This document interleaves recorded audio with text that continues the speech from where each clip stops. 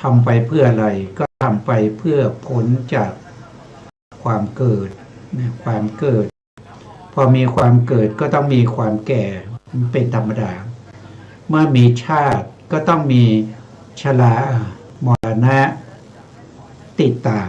นะถ้ามีความเกิดความแก่ความเจ็บความตายก็ต้องติดตามมาเป็นธรรมดามันหนีไม่พ้นนะมันหนีไม่พ้นแล้วความเกิดความเกิดมาจากไหนความเกิดก็มาจากมาหนึ่งก็คืออวิชชาสองก็คือตัณหาสามก็คือกรรมสี่ก็คือสี่นี่ก็คือความเกิดขึ้นของธรรมทั้งหลายแต่ต้องแยกเพราะข้อที่สี่นี้มันจะแตกต่างกันระหว่างรูปถ้าเป็นรูปก็จะเป็นอาหารนะครับอาหารที่มาหล่อเลี้ยงนะอาหารเหมือนกับเขาบอกว่าเหมือนกับพี่เลี้ยงนะกรรมเนี่ยเหมือนกับเขาบอกว่าเหมือนกับพ่อนะถ้าเป็นอวิชชากับตัณหานี่เหมือนแม่นะเหมือนแม่เป็นผู้ให้กำเนิดแต่ลูกจะดีจะชั่วจะมีจะอยู่ในตระกูลต่ำก็อยู่ที่พ่อนะพ่อเป็นผู้ที่เป็นตัวกรรมเปรียบเสมือนกับตัวกรรมนะครับเพราะฉะนั้นสิ่งที่เกิดขึ้นในปัจจุบันความเกิดของชีวิตที่เกิดขึ้นมาก็มาจากอวิชชาตัณหาอันนี้เป็นฝ่ายของแม่ผู้ทำให้เกิดส่วนตัวกรรมนั้นเหมือนพ่อส่วนอาหารก็เหมือนพี่เลี้ยงคอยดูแลหลังจากเกิดมาแล้วอันนี้ก็เป็นสภาวธรรมที่เกิดขึ้นมาว่าโดยรวมว่าโดยสรุปนะแต่ถ้าเจาะลึกลงไปนะว่าเป็นรูปนะรูปเกิดขึ้นมาถ้าว่าโดยรูปก็ยังรวมอยู่นะเพราะรูปนี้ก็มีทั้งที่เป็นมหาพุทธรูปก็คือทั้งที่เป็นธาตุดินธาตุน้ำธาตุลมธาตุไฟแล้วก็อุปาทายรูปคือรูปที่อาศัยมหาพุทธรูปเช่นประสาทตาประสาทหูประสาทจมูกประสาทลิ้นประสาทกายพวกนี้จะต้องอาศัยมหาพุทธรูปก็คือต้องอาศัยธาตุดินธาตุน้ำธาตุไฟแล้วก็ธาตุลมอันนี้ก็เป็นเจาะลึกลงไปนะครับแต่วันนี้เนี่ยเราจะมาพูดถึงชีวิตของเรานะครับที่เป็นตั้งแต่เกิดไปจนถึงตายตามที่ได้เคยพูดแล้ว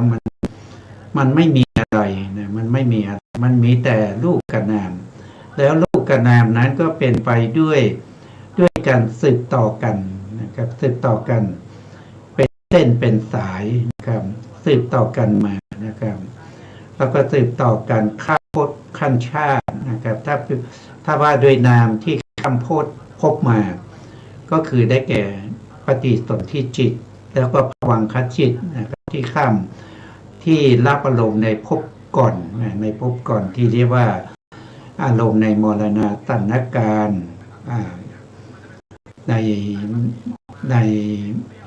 ในภพก่อนเป็นอารมณ์อันนี้ก็สืบต่อมามันเปรียบเสมือนธาตุแท้ของแต่ละบุคคลนะครับมันก็อยู่ที่ภวังคจิตธาตุแท้หรือเรียกว่าเป็นพันธุกรรมของแต่ละคนที่มันไม่เหมือนกันสืบทอดมาทางปฏิสนธิจิตแล้วก็ภวังคจิตปฏิสนธิจิตกับภวังคจิตก็เหมือนกันนะเหมือนกันไม่ว่าจะเป็นอารมณ์นะครับไม่ว่าสัมปยุตตธรรมนะครับเขาจะเลยไม่มีอะไรแตกต่างกันนะแต่ที่เขาต่างกันก็เพราะว่าการเวลานะ ถ้าเป็นปฏิสนธิจิตนี่คือเกิดขึ้นครั้งแรกในภพนะในภพใดภพหนึ่งที่มีจิตอย่างลงในภพนั้นเป็นจิตดวงแรกเนี่ยเขาจะเรียกว่าเป็นปฏิสนธิจิตหลังจากปฏิสนธิจิตดับไปก็จะมีจิตใหม่เกิดขึ้นมาจิตใหม่เกิดขึ้นมาเนี่ยมีลักษณะเหมือนกันกับปฏิสนธิจิตนั่นแหละไม่ว่าจะเป็นประยุทธธรรมอารมณ์หรือว่าการเกิดอะไรทั้งหมดเนี่ยมันเหมือนกันเลยนะครับแต่มันต่างกันที่เวลานะครับเราจะเรียกว่าเป็นอะไรเป็นอัธยาศัยอุปนิสัยที่สะสมมาในอดีตก็ได้นะหรือจะเป็นจริตนะเป็นจริตเป็นวาสนาอะไรทั้งหมดที่สะสมกันมาแล้วสามารถที่จะดูได้ก็ดูได้จากการสืบต่อของภวังคจิตนะครับหรือการสืบต่อของปฏิ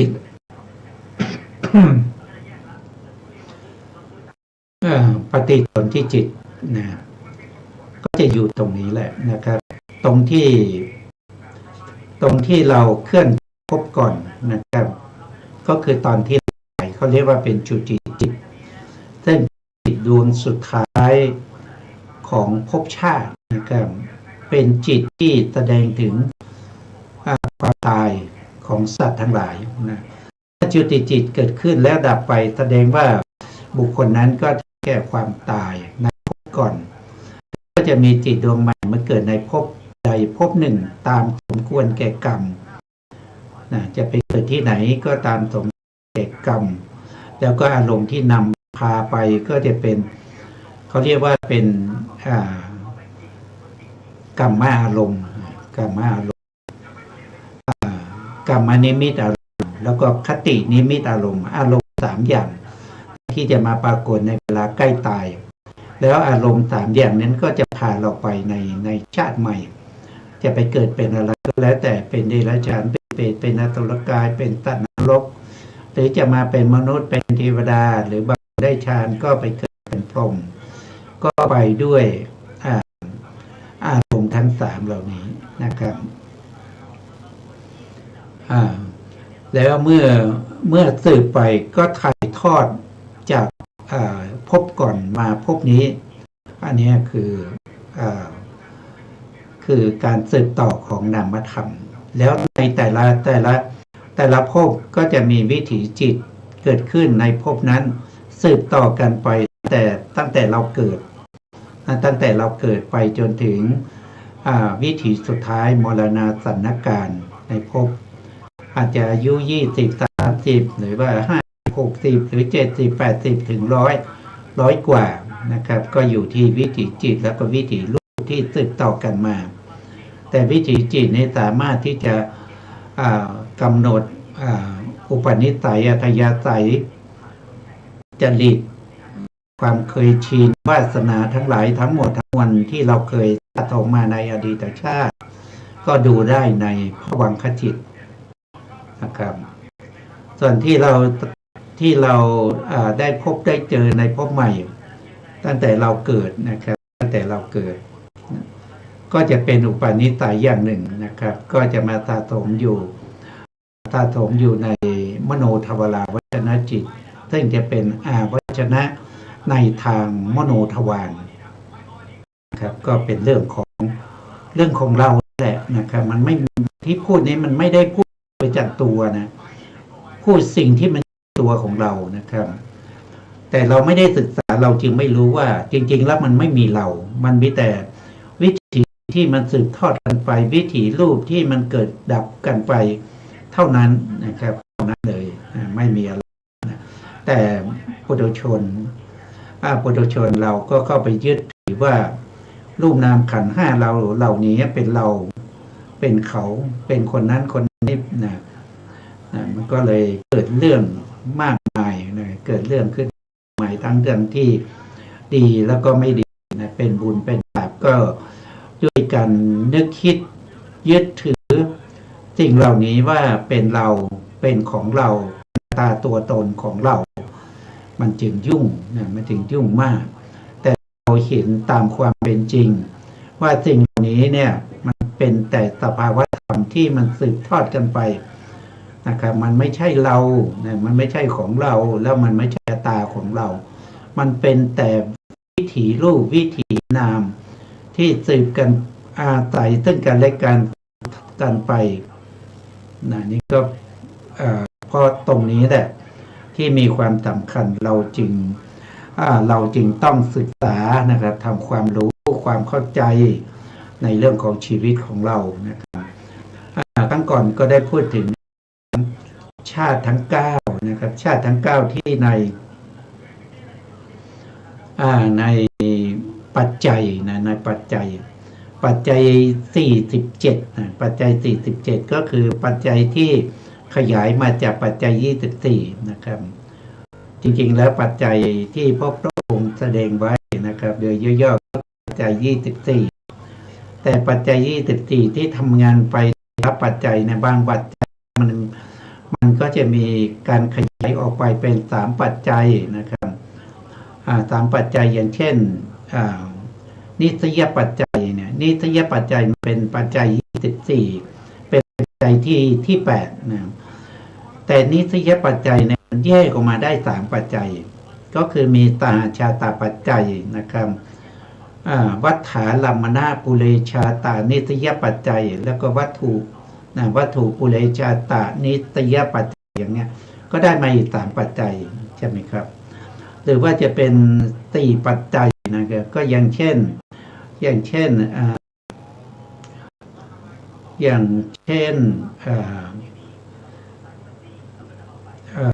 ปัจฉานะปัจฉาชาตาปัจจัยทั้งอารัมมณปัจฉานะอารัมมณปัจฉาอารัมมณปัจฉานะครับเดี๋ยวผม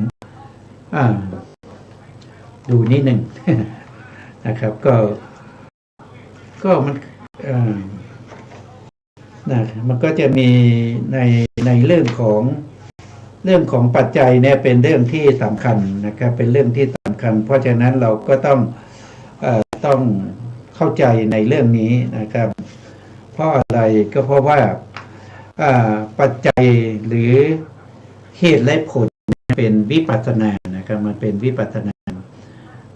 าในญาณที่2ที่เรียกว่าปัจจยปริฆหญาณนะครับถ้าเราไม่รู้ไม่เข้าใจเราก็ไม่สามารถที่จะเจริญวิปัสสนาให้เข้าถึงปัจจยปริฆหญาณได้นะครับ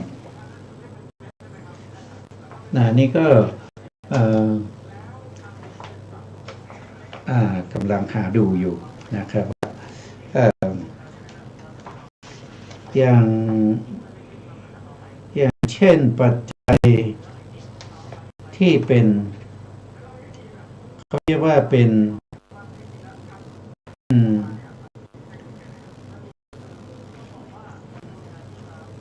อย่างเช่นนัตถิปัจจัยเนี่ยนะนัตถิปัจจัยก็แยกออกไปได้ถึง6ปัจจัยนะครับก็มี1ก็คือตาชาตถิปัจจัยเนี่ยนะครับแล้วก็วัตถุปุเรชาตถิปัจจัยอารัมมณปุเรชาตถิปัจจัยปัจฉาชาตถิปัจจัยอาหารถิปัจจัยอินทริยถิปัจจัยอย่างนี้เป็นต้นนะครับแล้วก็ยังมีวิปยุตตปัจจัยนะวิปยุตตปัจจัยเนี่ยมีอยู่4ปัจจัยด้วยกันนะครับก็มีตาชาตาวิปยุตตปัจจัยนะครับวัตถุปุเรชาตาวิปยุตตปัจจัยวัฏฐาลัมมณปุเรชาตาวิปยุตตปัจจัยแล้วก็ปัจฉาชาตาวิปยุตตปัจจัยนะครับแต่ละปัจจัย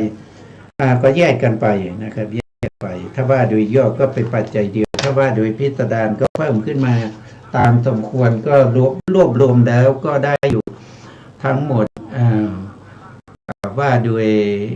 โดย47นะครับบางทีอาจจะมี52อย่างเนี้ย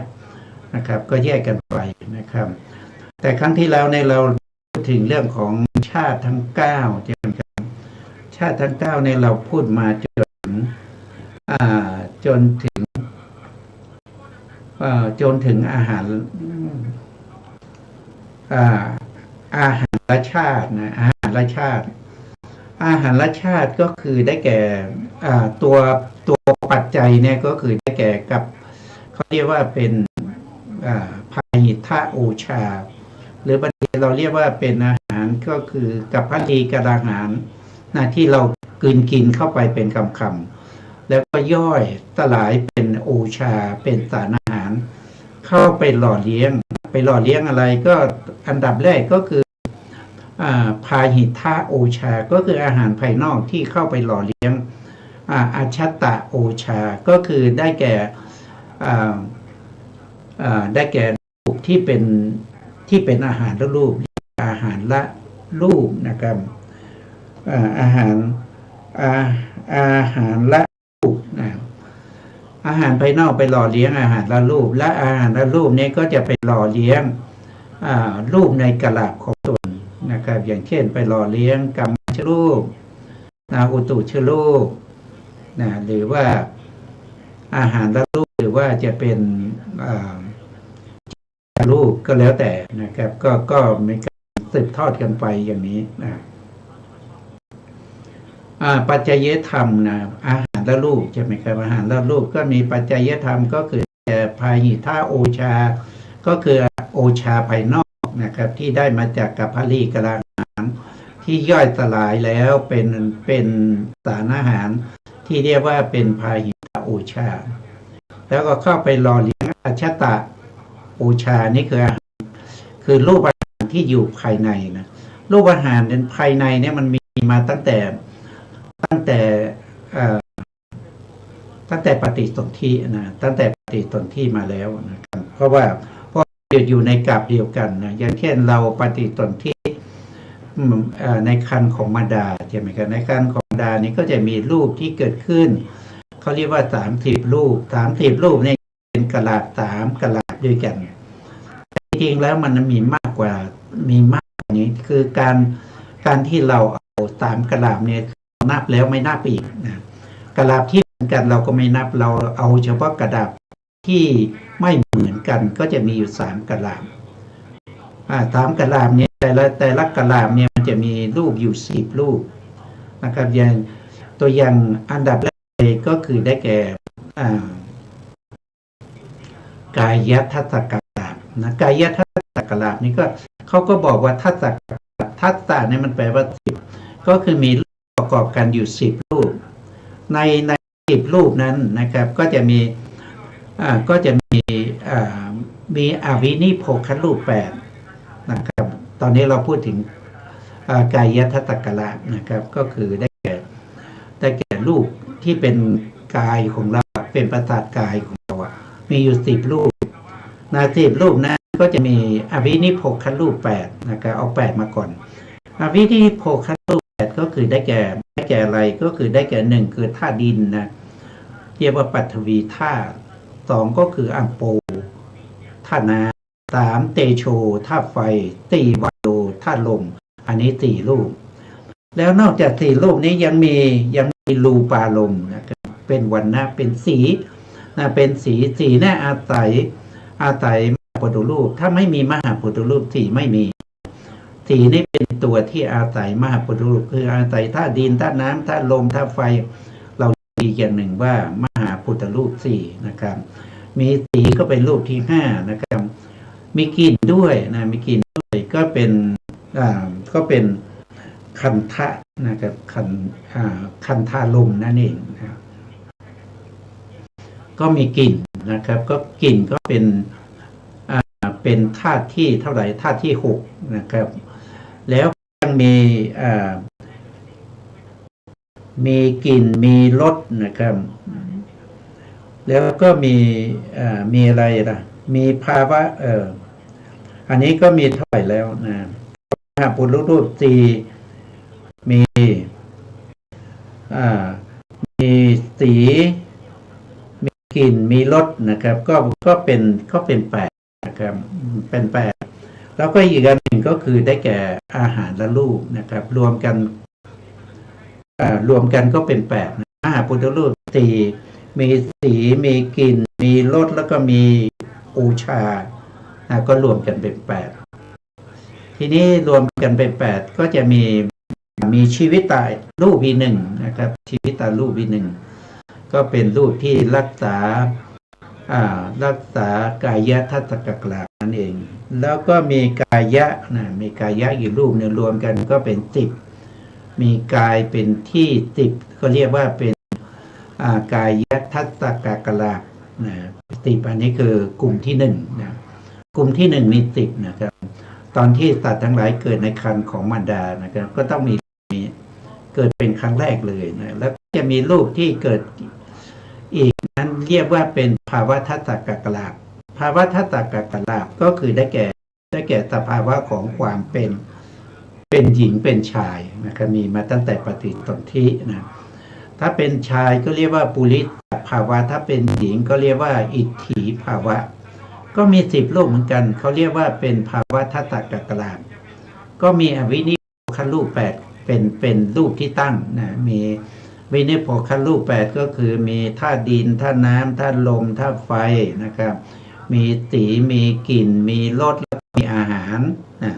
มีอาหารแล้วอีกอันหนึ่งนะอีกอันหนึ่งเขาเรียกว่าเป็นหัตถยวัตถุนะวัตถุทัศกกลาภชื่อเขาเรียกว่าวัตถุทัศกกลาภ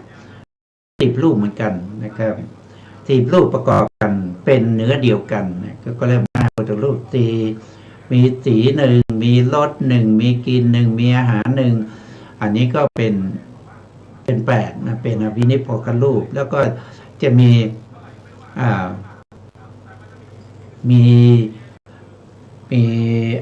อะไรนะครับมีหัตถยรูปอีกหนึ่งก็เป็นเท่าไหร่เป็น9แล้วก็มีชีวิตรักษาอีกหนึ่งก็เป็น10อันนี้เรียกว่าเป็นวัตถุทัศกกลาภนะก็เกิดมาครั้งแรกในปฏิสนธิครั้งแรกเนี่ยมีรูปอยู่30รูปเหล่านี้แหละนะถ้าเรียกเป็นกลาภก็มี3กลาภแต่ละกลาภมีอยู่10รูปก็จะมีอย่างนี้เพราะฉะนั้นในแต่ละรูปเนี่ยมันมีอาหารอยู่ด้วยนะอาหารนี่มันตั้งแต่เราปฏิสนธินะครับทีนี้อาหารที่มีอยู่ที่จะไปหล่อเลี้ยงรูปที่เกิดพร้อมกันกับตนในกลาภเดียวกันได้เนี่ยก็ต้องอาศัยพาหิทะโอชาก็คืออาหารที่เรากินเข้าไปเป็นคำๆแล้วก็ย่อยสลายไปเป็นสารอาหารอันนั้นก็เรียกว่าเป็นอาหารภายนอกก็คือพาหิทะโอชานะครับก็ไปหล่อเลี้ยงลูกกะลาที่เกิดร่วมกันกับตนนี่ก็อันนี้เป็นตัวปัจจัยนะเพราะฉะนั้นตัวปัจจัยเป็นรูปนะเป็นรูปอาหารนะครับปัจจัยยุบันคือผลเนี่ยมันคืออะไรนะปัจจัยยุบันคือผลก็คือได้แก่อาหารและรูปอันนี้คืออาหารภายในนะเป็นอาหารภายในนะครับเป็นอาหารที่อยู่ในกะลาภแต่ละกะลาภนะครับหรือบางทีท่านก็เรียกว่าจัตุสมุฏฐานิกรูปจัตุสมุฏฐานิกรูปก็คือรูปที่เกิดจากสมุฏฐานทั้ง4นะรูปที่เกิดจากสมุฏฐานทั้ง4ได้แก่อะไรล่ะได้แก่อะไรนะครับรูปที่เกิดจากสมุฏฐานทั้ง4ก็คือได้แก่กัมมัชรูปนี่คือข้อที่1อันที่2ก็คือได้แก่จิตตชรูปอันที่3ก็คือแก่อาหารละรูป4ก็แก่อุตุชรูปเนี่ยเขาเรียกว่าเป็นจัตุสมุฏฐานิกรูปคือมีสมุฏฐาน4จัตุแปลว่า4ใช่ไหมสมุฏฐานก็บอกแล้วว่ามันเป็นสมุฏฐานจัตุเนี่ยมันคือ4ฉะนั้นสมุฏฐานก็คือมี4นิกรูปก็คือรูปที่มี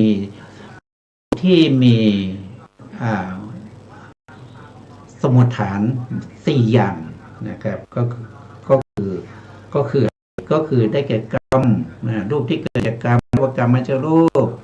รูปที่เกิดจากจิตเรียกว่าจิตตชรูปรูปที่เกิดจากอุตุเรียกว่าอุตุชรูปรูปที่เกิดจากอาหารก็เรียกว่าอาหารละรูปอันนี้ก็เป็นข้อกำหนดของอาหารละชาตินะครับ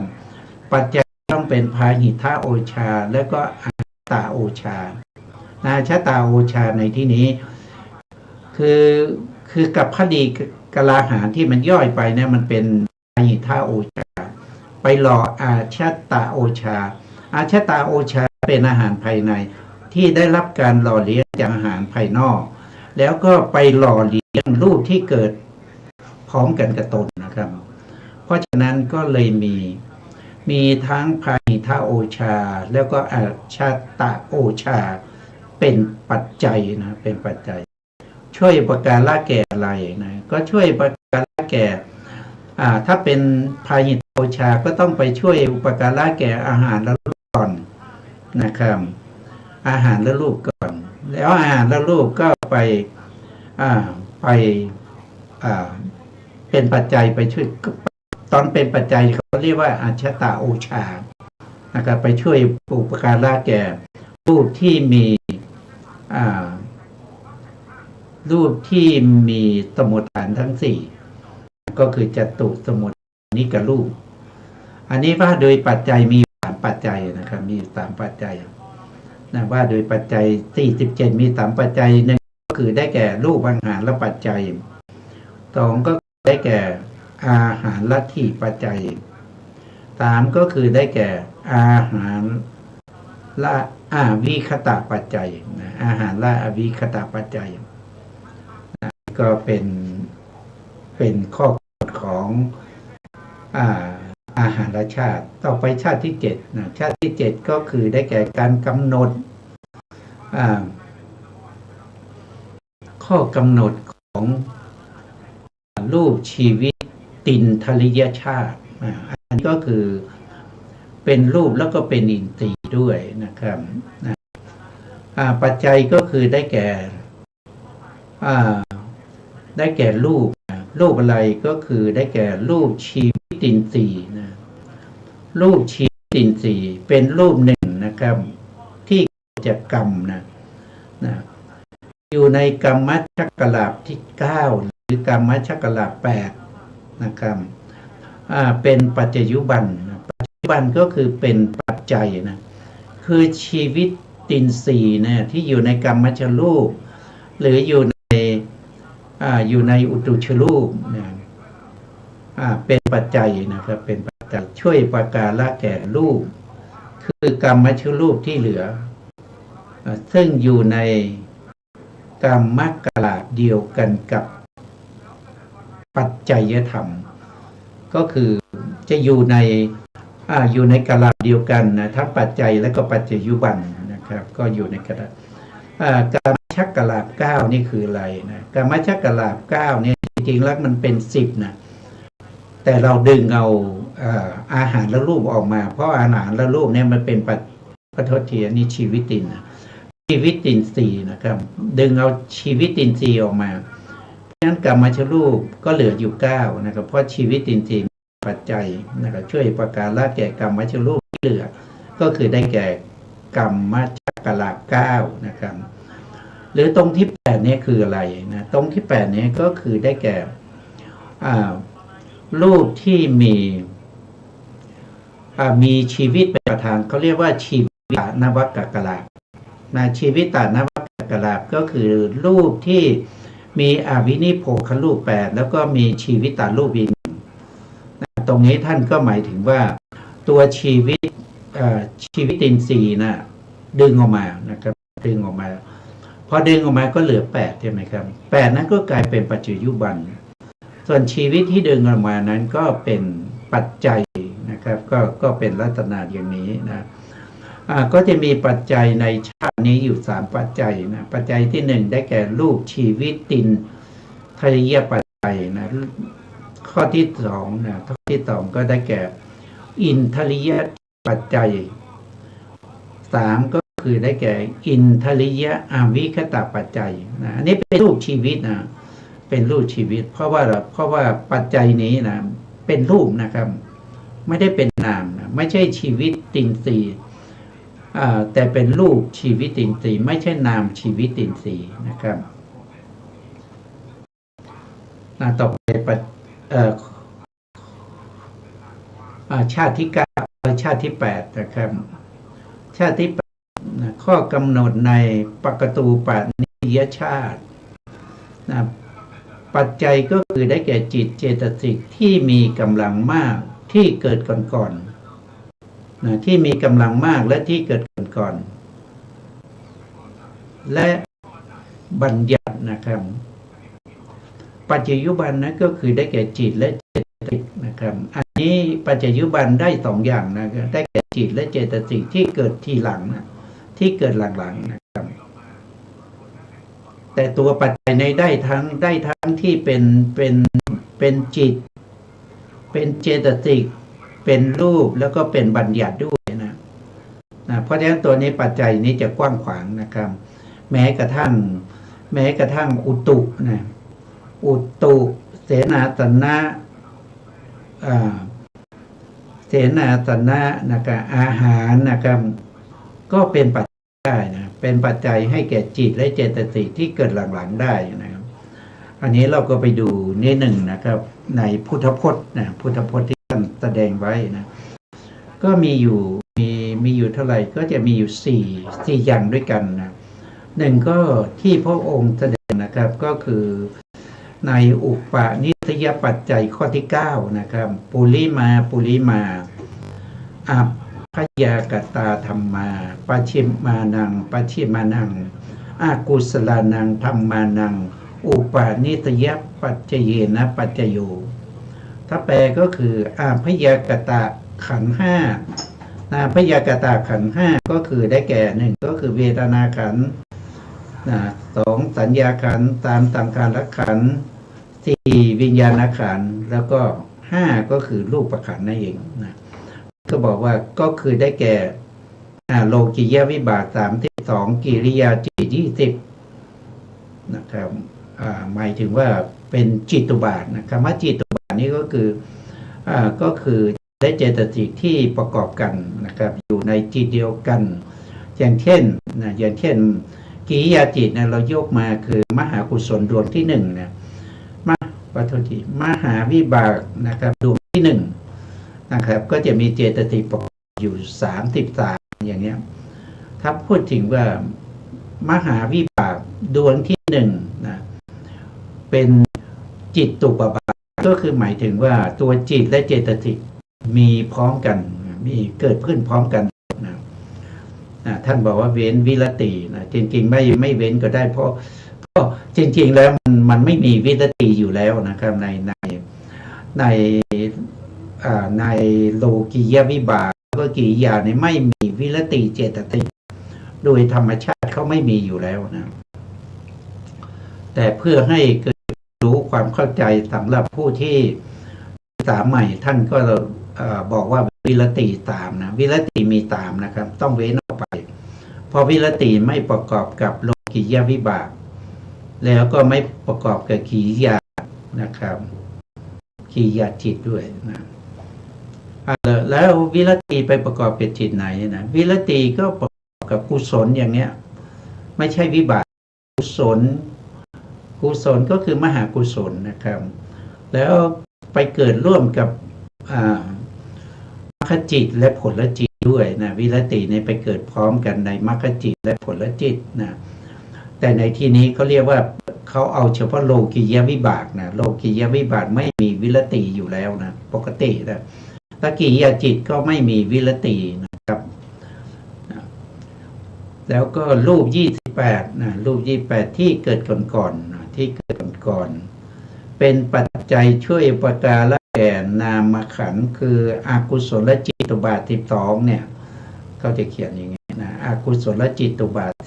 12ที่เกิดหลังๆด้วยอำนาจของอารัมมณูปานิสยปัจจัยอันนี้เรายังไม่เราพูดถึงไปก่อนแล้วนะเนี่ยนะแล้วก็อนันตลูนะอนันตลูปานิสยนี่ก็พูดไปแล้วในอนันตลชาตินะแล้วก็มาปากตูนะครับก็ปัจจัยนี้แหละปากตูปานิสยปัจจัยเนี่ยนะครับที่เรากำลังพูดถึงชาตินี้อยู่นะต่อไปพุทธพจน์ในข้อที่10นะในอุปนิสยปัจจัยนะอุตุโพชนังปิอุปนิสยปัจเจเยนะปัจจโยนะก็ท่านก็บอกว่าอุตุคือความเย็นความร้อนนะโพชนังปีก็คือได้แก่โภชนาอาหาร นะครับอันเป็นที่สบายนะเป็นที่สบายนะไม่ร้อนเกินไปไม่เย็นไปนะอาหารก็อร่อยอย่างนี้นะเป็นที่สบายเป็นปัจจัยนะเป็นปัจจัยช่วยประการละแก่กายจิตคือรูปขันธ์นะครับแล้วก็อกุศลกุศลนามขันธ์ด้วยอำนาจปกตูปานิสยปัจจัยนะเนี่ยเราก็เห็นได้ว่าแม้แต่ความเย็นความร้อนอาหารนะครับก็ยังเป็นปัจจัยช่วยประการละแก่ขันธ์ห้าได้นะมีทั้งรูปขันธ์มีทั้งเวทนาสัญญาสังขารด้วยนะข้อที่11นะพุทธพจน์ข้อที่11บุคคโลปิอุปาณิสยปัจเจเยนะปัจจโยบุคคลคือกัลยาณมิตรปาปามิตรปิดามารดาอุทิดาครูอาจารย์อุปชานะสัทธิวิหาริและอันเตวาสิเป็นปัจจัยนะช่วยประการละแก่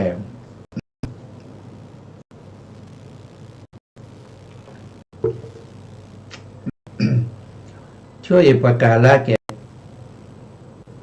ใจนะใจคือตรงนี้น่าจะเป็นจิตช่วยประการละแก่จิตนะช่วยประการละแก่จิตคือกุศลละจิตนะอกุศลละนะเขาบอกว่ากุศลอกุศลนามขันธ์นะปกตูปานิสยปัจจยุบันได้แก่กายจิตนะปกตูปานิสยปัจจยุบันตามสุตตันตนัยนะครับด้วยอำนาจปกตูปานิสยปัจจัยนะที่เรากำลังหาก็คือหาชาติที่เป็นปกตูปานิสยปัจจัยนะต่อไปก็ข้อที่12นะครับเป็นพจน์นะครับเสนาสนังปิอุปาณิสยปัจเจเยนะปัจจโยเสนาสนะคือวัดบ้านที่นอนที่นั่งก็ดีป่าภูเขาว่าทำไมสองครั้งป่าภูเขาต้นไม้นะต้นไม้และเครื่องนุ่งห่มก็ดีนะเป็นปัจจัยช่วยประการละแก่ใจนะใจก็เป็นจิตนั่นแหละนะใจคือกุศลอกุศลนามขันธ์ปกตูปานิสยปัจจยุบันโดยอภิธรรมนัยคือกายจิตคือกายใจปกตูปานิสยปัจจยุบันโดยสุตตันนัยด้วยอำนาจของปกตูปานิสยปัจจัยอันนี้ก็เป็นพุทธพจน์นะครับถ้าเราดูตามพุทธพจน์นี้เราสรุปแล้วนะครับตัวที่เป็นปกตูปานิสยปัจจัยนะเป็นได้ทั้งหมดนะเป็นได้ทั้งที่เป็นจิตเป็นเจตสิกนะครับ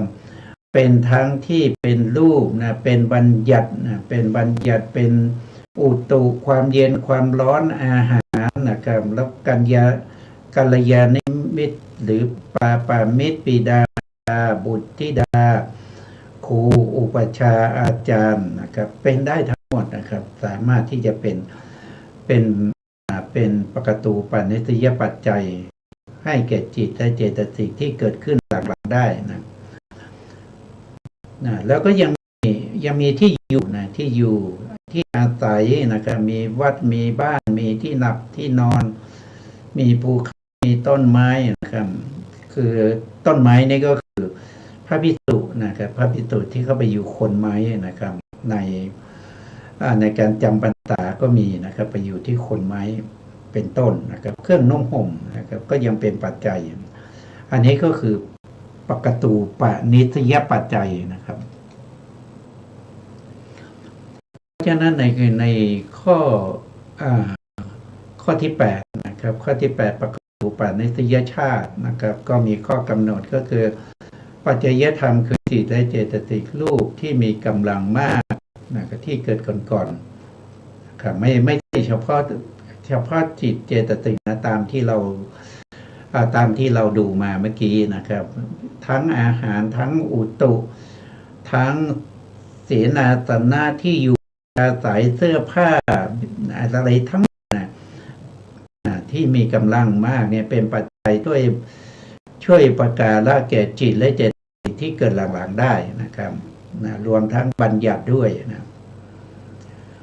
ว่าโดยปัจจัยที่เป็นปกตูปานิสยปัจจัยมีอยู่2ปัจจัยนะครับหนึ่งก็คือได้แก่ตุทะปกตูปานิสยปัจจัยคือจิตและเจตสิกนะครับรวมถึงเจตนาในมัคคานันตละด้วยอันนี้ก็คือหมายถึงตัวเจตนาที่อยู่ในมรรคจิตนะครับที่เกิดก่อนผลจิตเพราะเขาเป็นอนันตละปัจจัยให้แก่ผลจิตนะเมื่อมรรคจิตดับไปแล้วเนี่ยก็เป็นผลจิตก็จะเกิดขึ้นนะแล้วมรรคจิตเนี่ยเขาจะเกิดครั้งเดียวนะเขาไม่มีการเกิดบ่อยนะแต่ผลจิตนี่เกิดบ่อยๆได้นะครับเอาเฉพาะดวงที่เขาเกิดติดต่อกันนะครับก็คือขณะที่เราได้มรรคเนี่ยเราได้อาจจะเป็นโสดาปัตติมรรคหรือตกทาคามีมรรคอนาคามีมรรคหรืออรหันตมรรคก็ตามนะเจตนาที่อยู่ในมรรคจิตนั้นนะครับช่วยอุปการะแก่ผลจิตที่เกิดขึ้นทีหลังนะครับด้วยอะไรด้วยอำนาจของปกตูปานิสยปัจจัยนะครับเขาเรียกว่าเป็นสุทธะปกตูปานิสยปัจจัยนะนอกจากจิตเจตสิกแล้วมียังมีรูปด้วยนะมีบัญญัติด้วยนะที่มีกำลังผู้อุปการะแก่จิตและเจตสิกที่กำลังอันนี้ก็คือไม่ได้หมายถึงมรรคจิตนะหมายถึงจิตและเจตสิกอาจจะเป็นอกุศลจิตหรือว่าเป็นกุศลจิตก็ได้นะครับที่ได้รับการอุปการะจากจิตและเจตสิกหรือรูปที่เกิดก่อนที่มีกำลังมากนะเป็นปัจจัยช่วยอุปการะแก่จิตและเจตสิกที่เกิดหลังอันนี้ก็เป็นสุทธะปกตูปานิสยะทำไมเป็นสุทธะปกตูปานิสยะนะสุทธะเนี่ยก็คือหมายถึงว่าเป็นปกตูโดยตรงนะเป็นปกตูโดยตรงไม่เหมือนกับมิสกานะมิสกานี่คือเป็นปัจจัยที่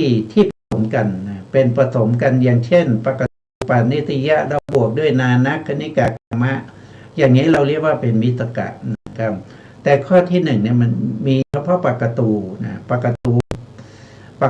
ปานิสยปัจจัยอย่างเงี้ยมันไม่มีนานะคณิกะมาต่อข้างหลังใช่ไหมครับอันนี้ก็เรียกว่าเป็นทัพปกตูปานิสยะนะครับนี้ก็เป็นมิสกะปกตูปานิสยะเพราะว่ามันมีทั้งปกตูแล้วก็มีทั้งนานะคณิกะกรรมปัจจัยมาร่วมกันก็เลยเป็นมิสกะตัวที่เป็นปัจจัยก็คือได้แก่ตัวเจตนานะครับได้แก่ตัวเจตนาเจตนาที่ในกุศลอกุศลนะครับในกุศลอกุศลนี่มีเจตนาถึง33นะครับมีอยู่33นะครับที่มีกำลังมากนะครับเป็นผู้ประการะแก่วิบากนามขันธ์เป็นผู้ประการะแก่วิบากนามขันธ์แต่เว้นมัคคะเจตนากรรมนะครับเพราะเว้นไปทำไมก็เพราะว่าอยู่ในสุทธะปกตูปานิสยะอยู่แล้วนะเนี่ยตรงเนี้ยนะครับเขาจึงต้องเว้นไปนะเพราะไปเป็นสุทธะปกตูปานิสยะนะไม่ใช่มิสกะปกตูปานิสยะนาคณิกากรรมปัจจัยนะก็เว้นออกไปนะอันนี้เป็นชาติที่8ปกตูปานิสยชาตินะครับต่อไปก็ชาติที่9นะครับชาติที่9ก็คือได้แก่นานะคณิกากรรมชาตินะมีข้อกำหนดอย่างนี้นะครับก็คือปัจจัยธรรมก็คือได้แก่เจตนานะครับตัวเจตนาเป็นปัจจัยนะครับเป็นที่จะทำให้ปัจจุบันเกิดขึ้นนะครับท่านบอกว่าปัจจัยธรรมคือเจตนาที่เกิดตั้งขณะก็ เจตนาที่เกิดก่อนแล้วดับไปแล้วนะคือเคยเกิดแล้วก็ดับไปแล้วนะครับแต่เจตนาตัวนั้นยังมีผลนะจะส่งผลให้นะครับตัวส่งผลนี่แหละจะเป็นปัจจุบันนะแล้วปัจจุบันก็คือได้แก่นามได้แก่อะไรก็คือได้แก่วิปากจิต36นะวิปากจิตมี36นะ36นี่เขารวมไปถึงอะไรรวมไปถึงผลจิตด้วยนะเนี่ยถ้าเป็นโลกิยะนี่จะมี33นะครับเนี่ยมี33นะครับบวกอีก4นะครับก็เป็น36นะนี่รวมทั้งโลกิยะและโลกุตระนะครับแล้วก็เจตสิกที่ประกอบ38นะเจตสิกประกอบ38ที่เกิดขึ้นโดยอาศัยกรรมที่ดับไปแล้วนะก็คืออาศัยตัวเจตนาที่ดับไปแล้วนะดับไปแล้วเนี่ยคือมันตั้งคณะกันนะครับก็ให้ผลมานะในปัจจัยที่เป็นนานัคคณิกกรรมชาตินะครับถ้าว่าโดยปัจจัยมีอยู่ปัจจัยเดียวนะครับปัจจัยนั้นก็ชื่อว่านานัคคณิกกรรมปัจจัยคือเจตนากรรมที่มีกำลังน้อยที่เป็นผู้อุปการะแก่กามวิบากอันนี้กามวิบากนะกามวิบากมีกามวิบากนะครับกรรมวิบากก็จะมีเท่าไหร่มีมหาวิบาก8ใช่ไหมมีมหาวิบาก8แล้วก็มีอาเหตุกาวิบากอีก15นะ15บวก8ก็เป็น23นะครับก็อุปการะแก่กรรมวิบาก23และเจตนากรรมนะเจตนากรรมที่มีกำลังมากและกำลังน้อยนะครับที่เป็นผู้อุปการะแก่กรรมชรูปนะครับอย่างรูปที่เรารูปที่เป็นร่างกายของเราเนี่ยก็ได้อุปการะมาจากนานัคคณิกกรรมชาตินะครับให้เกิดขึ้นมาอันนี้ก็เป็นเรื่องของชาติเราก็จบนะเราก็จบจริงๆแล้วเคยพูดหลายครั้งแล้วนะตรงนี้นะครับก็เพื่อทบทวนนะเป็นการทบทวนนะครับต่อไปเราก็จะไปดูในส่วนที่เราจะมาพูดถึงอำนาจปัจจัยของชาวนาจิตนะในวิถีจิตก็จะเป็นอย่างนี้นะครับเป็นจิตที่เราเห็นเป็นดวงกลมๆเนี่ยนะครับก็คือได้แก่ตัวจิตนะได้แก่ตัวจิตแต่จริงๆแล้วจิตเนี่ยเกิดดับนะดวงที่1เกิดขึ้นมาแล้วดวงที่2ยังเกิดไม่ได้ถ้ายังไม่ดับไปนะมันไม่ได้ค้างอยู่อย่างนี้นะมันไม่ได้ค้างอยู่เป็นแถวอย่างนี้แต่การที่เราจะศึกษาเราก็ต้องมาเขียนเป็นรูปเป็นแถวอย่างนี้นะครับเป็นวิถีจิตอย่างนี้ทีนี้ชาวนะชาวนะเนี่ยชาวนะที่เป็นกุศลก็ได้อกุศลก็ได้นะชาวนะที่เป็นกามเนี่ยก็จะมี29นะเป็นกามชาวนะนะครับ29ก็คือได้แก่อะไรนะก็คือได้แก่อกุศลจิต12นะมหากุศลจิต8นะอกุศล12มหากุศลจิต8ก็เป็นเท่าไหร่เป็น20นะเป็น20แล้วก็จะมีหัตติตุปาทจิต1นะก็เป็น21นะ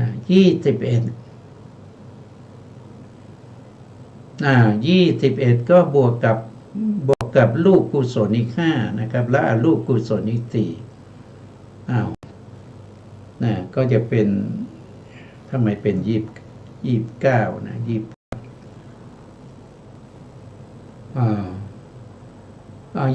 ตรงนี้ก็ตัดออกติตุปาทจิตออกไปนะ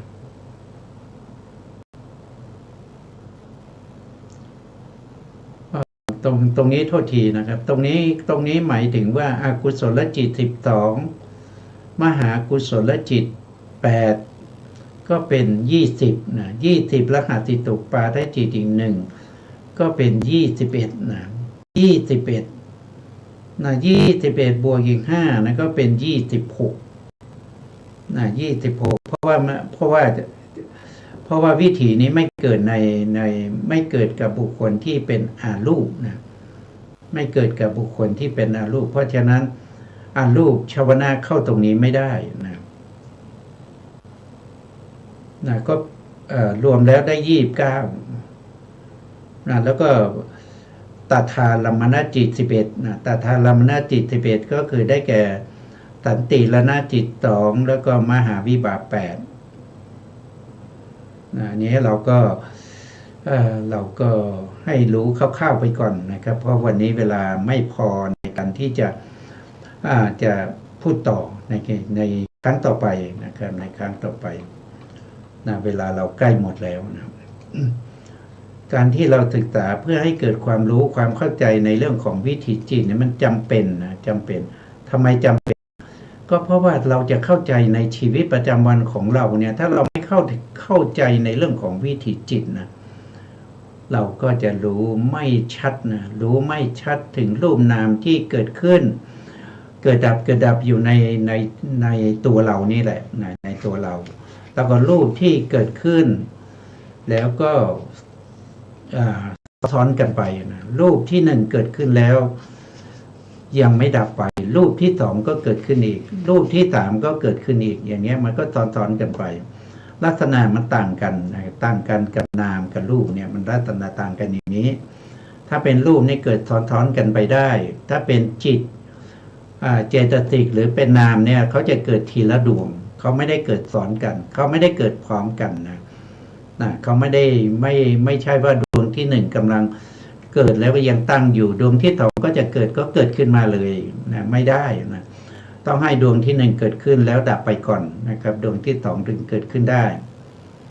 นะส่วนถ้าเป็นรูปนะรูปเกิดขึ้นแล้วยังไม่ดับไปนะรูปที่2ก็จะเกิดขึ้นนะไม่สนใจนะไม่สนใจถึงเวลาเขาเกิดเขาจะเกิดเขาไม่สนใจว่ารูปที่1ดับหรือยังนะเพราะฉะนั้นรูปจะมีมากมายจะซ้อนกันไปเรื่อยๆนะครับที่เราเห็นเป็นตัวเป็นตนจับได้นะจับได้มีความแข็งความอ่อนมีความเย็นความร้อนก็เพราะว่าเราไปจับเอาตรงที่รูปมันซ้อนกันมากมายนะครับแล้วมันยังตั้งอยู่นะเป็นถีติขณะนะมันจึงเห็นอย่างนี้นะเอาละครับวันนี้เวลาหมดแล้วนะสุดท้ายนี้ก็ขอกราบขอบพระคุณพระครูสมุทรวิศวัฒน์วรกิจโชผู้อำนวยการสถานีวิทยุเพื่อการศึกษาพระพุทธศาสนาและวัฒนธรรม FM 104.5 เมกะเฮิรตซ์วัดฝายหินจังหวัดเชียงใหม่และขอกราบขอบพระคุณพระครูปริยัติยานุศาสตร์ขอบคุณท่านผู้ฟังและผู้ชมทุกท่านนะครับที่ให้ติดตามในรายการพระไตรปิฎกลอยฟ้าพบกันใหม่ในครั้งต่อไปก็วันนี้ลาไปก่อนครับสวัสดีครับ